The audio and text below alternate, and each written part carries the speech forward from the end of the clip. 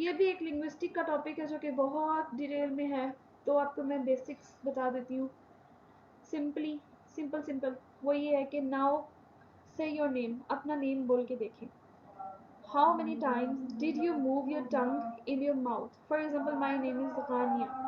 गानिया, 2 दफ़ा मैंने अपना नेम गानिया 2 दफ़ा बोला। तो the sound produced by one movement of the tongue in the mouth is called a syllable. The syllable is identified by a little dot.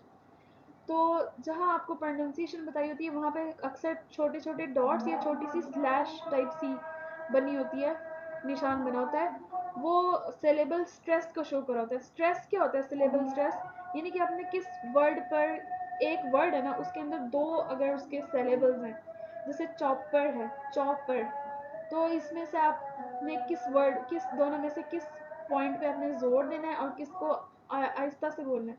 ये जो है प्रोनाउंसिएशन के बारे में आपको बताता है, उसके बारे में। चॉपर, तो जिस पे स्ट्रेस होगा, स्ट्रेस आपने पढ़ा हुआ है, वर्ड स्ट्रेस सिलेबल्स आपने पढ़ा हुआ है, इंग्लिश की क्लास को मैंने पढ़ाया हुआ है, जब मैंने मीटर पढ़ाया था, मीटर एम्बिक वगैरह सब, तब उन्होंने पढ़ा हुआ है।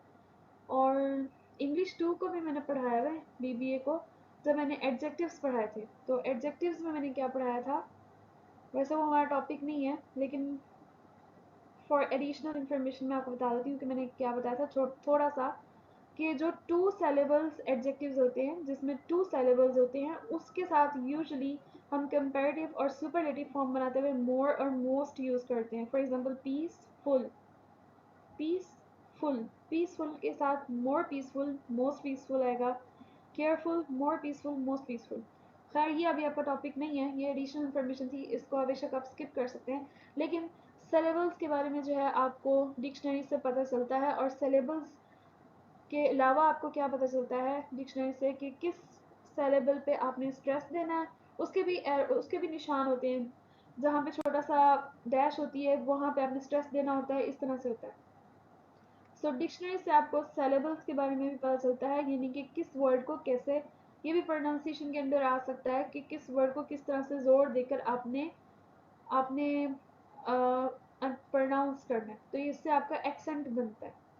ठीक है, नेक्स्ट देखते हैं।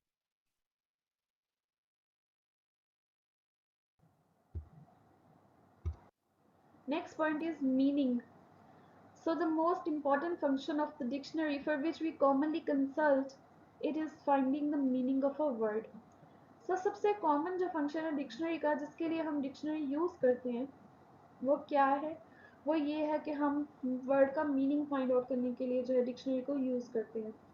A dictionary explains all the possible meanings of a word. लेकिन डिक्शनरी जो है वो सिर्फ एक वर्ड का मीनिंग नहीं बताती, वो आपको जितने भी उस वर्ड के पॉसिबल मीनिंग्स होते हैं वो सब बताती है। जैसे एक वर्ड के एक से ज़्यादा मीनिंग हो सकते हैं, तो वो आपको वो बताती है। For example, the word chalk has 4 meanings. The word chalk has 4 meanings, इस चॉक वर्ड के 4 मीनिंग। वैसे तो चॉक मतलब गला घोंटना, वो जो एक चॉकर भी होता है ना, जो बिल्कुल गले के साथ वाला हार होता है, वो भी शायद इसी से निकला है चॉकर। तो चॉक मीन्स गला घोंटना है, लेकिन इसको इसके और भी मीनिंग्स हो सकते हैं। इसका एज अ वर्ब भी मीनिंग एक है, फ्रेजल वर्ब के तौर पे भी है, और इसके नाउन के तौर पे भी इसके 2 मीनिंग्स हैं, जो कि आप खुद फाइंड आउट करेंगे डिक्शनरी खोल के। Etymology. So etymology means the origin of words, words का ओरिजिन, जो कि पिछले लेक्चर में भी मैंने एक्सप्लेन किया है। वर्ड्स का ओरिजिन यानी कि उसका ओरिजिन क्या है, ये इसके रूट्स जो है वो किधर हैं, लेटिन में है, ग्रीक लैंग्वेज में है, पर्शियन लैंग्वेज में है, जिस भी लैंग्वेज में। Etymology means the study of roots, study of roots भी इसका मीनिंग हो सकता है, या द ओरिजिन ऑफ वर्ड्स, कि वर्ड का ओरिजिन क्या है। In dictionary etymology of words are given which tell us from where the word is derived, कि वर्ड जो है कहाँ से निकला है। What is its origin, इसकी सोर्स क्या है, इसका ओरिजिन क्या है। When was it first spoken, इसके अलावा ये सबसे पहले कब बोला गया था। कई दफ़ा नीचे लिखा होता है ना कि 17th सेंचुरी में पहली दफ़ा फलां जगह ये वर्ड बोला गया था, या 18th सेंचुरी में फलां बुक में ये वर्ड इंट्रोड्यूस कराया गया था। तो इस तरह से होता है। What did it mean previously, etc. etc. कि पहले इसका मीनिंग क्या होता था, और वक्त के साथ साथ वर्ड के मीनिंग चेंज भी होते जाते हैं, यानी कि थोड़ा सा अल्टर होता जाता है मीनिंग। कई दफ़ा पुराने जो इंग्लिश थी उसके मीनिंग्स कई जो है आप चेंज भी हो चुके हैं, उसकी यहाँ पे ये बात की जा रही है कि प्रीवियसली उसका क्या मीनिंग था, अब उसका क्या मीनिंग लिया जाता है। ये सारा कुछ भी डिक्शनरी के अंदर मौजूद होता है। Variations, sorry variants variants are the different ways of saying a word. इसके अलावा आपको ये भी बताया जाता है कि एक वर्ड को प्रोनाउंस करने के डिफरेंट तरीके भी हो सकते हैं। For example, these variations are caused by spellings or pronunciations। तो ये वेरिएशंस जो है वो स्पेलिंग्स की भी हो सकती हैं कि स्पेलिंग्स किस तरह से डिफर करते हैं एक वर्ड के दूसरे वर्ड से। सेम वर्ड के कि क्या दो स्पेलिंग हो सकते हैं, वेरिएंट स्पेलिंग क्या हो सकते हैं, और सेम वर्ड को किस तरह से दो तरीक़ों से जो है वो प्रोनाउंस किया जा सकता है। फॉर एग्जांपल, कलर और कलर, ये दोनों स्पेलिंग्स जो हैं वो ठीक है। एक्चुअली COLOUR वाला जो कलर है ये ब्रिटिश इंग्लिश में यूज़ होता है, COLOR कलर जो है ये अमेरिकन इंग्लिश में यूज़ होता है। Same is the case with behaviour and flavour. Behaviour और फ्लेवर का यू जो है, ये यू जो है ब्रिटिशर्स को बहुत प्यारा है, तो ये ब्रिटिशर्स की लैंग्वेज में ज़रूर यूज़ होता है, लेकिन ये अमेरिकन को बिल्कुल भी प्यारा नहीं है, तो ये अमेरिकन की लैंग्वेज में नहीं यूज़ होता। ठीक है, नेक्स्ट देखते हैं। इसके अलावा वेरिएशंस जो होती है ना, ये प्रोनाउंसिएशन में भी होती है। तो for example, the same word जिसको आप शेड्यूल बोलते हैं, तो ब्रिटिश लैंग्वेज में ये शेड्यूल है और अमेरिकन लैंग्वेज में ये कैजुअल है। Same word with same spellings, क्या है ये वर्ड, शेड्यूल और स्केजुअल, सेम वर्ड। इसी तरह से जो ब्रिटिशर्स हैं इनके और अमेरिकन के बहुत सारे वर्ड्स जो हैं वो थोड़े थोड़े डिफरेंट हैं। कुछ चीज़ों के स्पेलिंग्स डिफरेंट है, जैसे टायर और टायर के स्पेलिंग भी उसमें डिफरेंस है थोड़ा सा। जो अमेरिकन हैं ये फर्स्ट फ्लोर कहते हैं, और उस फर्स्ट फ्लोर को ब्रिटिशर्स पहले ग्राउंड फ्लोर कहते हैं, और जो अमेरिकन का सेकंड फ्लोर होता है वो ब्रिटिशर्स का फर्स्ट फ्लोर होता है। इस तरह से ये सारा कुछ भी जो है वो आपको डिक्शनरी में देखने को मिल सकता है। नेक्स्ट है inflections. So what are inflections? Inflections refer to the additions to a word। एक वर्ड के साथ जो एडिशन किए जाते हैं उसको इन्फ्लेक्शंस कहते हैं। फॉर एग्जांपल, प्रीटी था वर्ड असल, उसका क्या बन गया, प्रीटियर और प्रीटीएस्ट।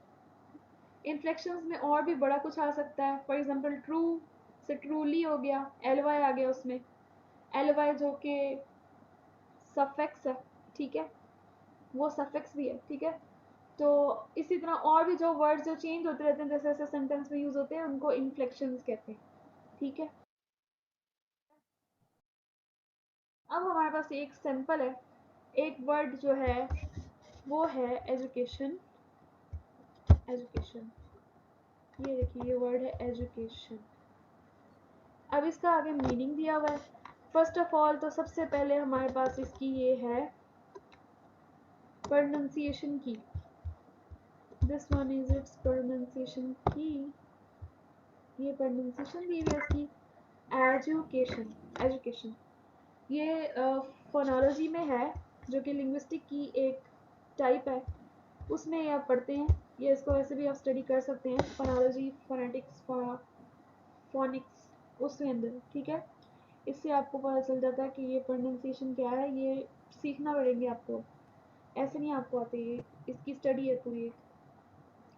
उसके बाद हमें बताया हुआ है कि ये एक नाउन है, ठीक है। ये वर्ड एक नाउन है, और नाउन क्या है, पार्ट ऑफ स्पीच है। तो यहाँ पे हमें बता दिया गया कि कौन से पार्ट ऑफ स्पीच से रिलेटेड है, ये नाउन है।